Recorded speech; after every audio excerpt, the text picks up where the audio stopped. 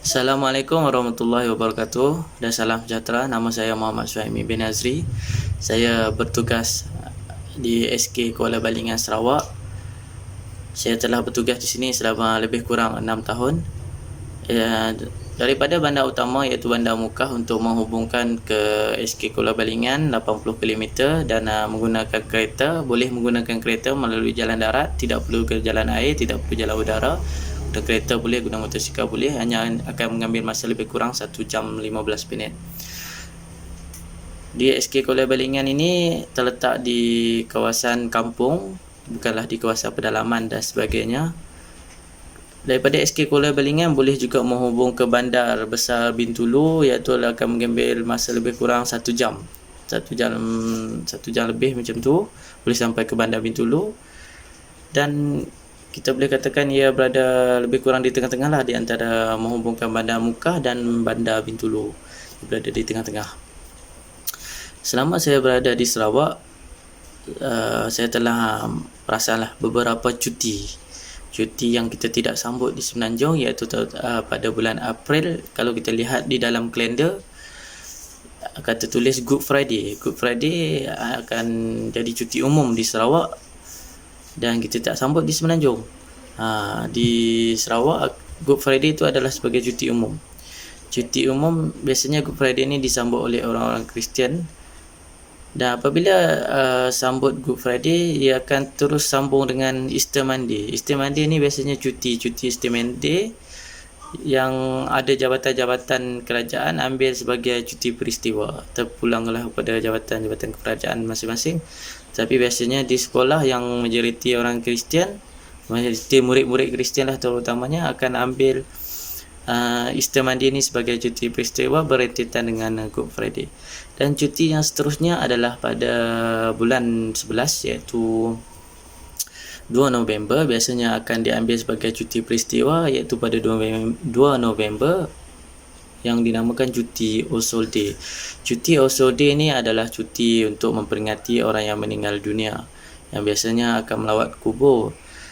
Dan kalau di Sarawak ni, kita tidak heran apabila kita melihat orang bertudung, orang memakai baju Melayu melawat kubur orang Kristian. Sebabnya ada antara ahli keluarga mereka yang telah meninggal dunia, yang Kristian sebelum ni Kristian, dan mereka ni telah Islam, mereka boleh melawat juga. Tidak ada masalah, kita tidak terkejut, tidak ada masalah di sini.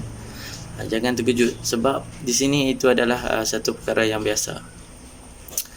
Dan di Sarawak juga kita telah sambut hari kemerdekaan dan hari kebangsaan sebanyak 3 kali.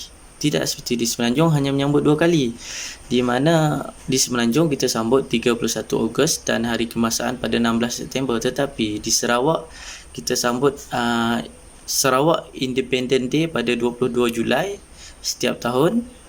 Seterusnya kita akan sambut macam biasalah hari kemerdekaan 31 Ogos dan hari kebangsaan pada 16 September. Itulah keunikan di Sarawak.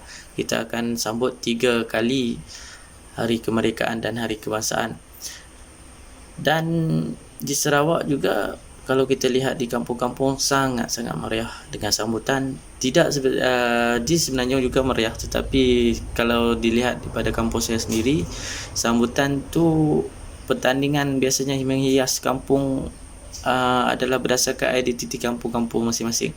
Tetapi kalau kita lihat di Sarawak, pertandingan untuk menghias menggunakan bendera ni atau sambutan kemerdekaan nak bagi meriah ni berdasarkan identiti rumah masing-masing. Kita lihat di sini, di kampung saya duduk di sendirilah, memang berdasarkan rumah masing-masing. Setiap rumah dia akan berusaha untuk menghias, mencantik. Kalau malam-malam kita lihat ada lampu, dengan siangnya penuh dengan bendera malam, lampu warna-warni untuk setiap kampung.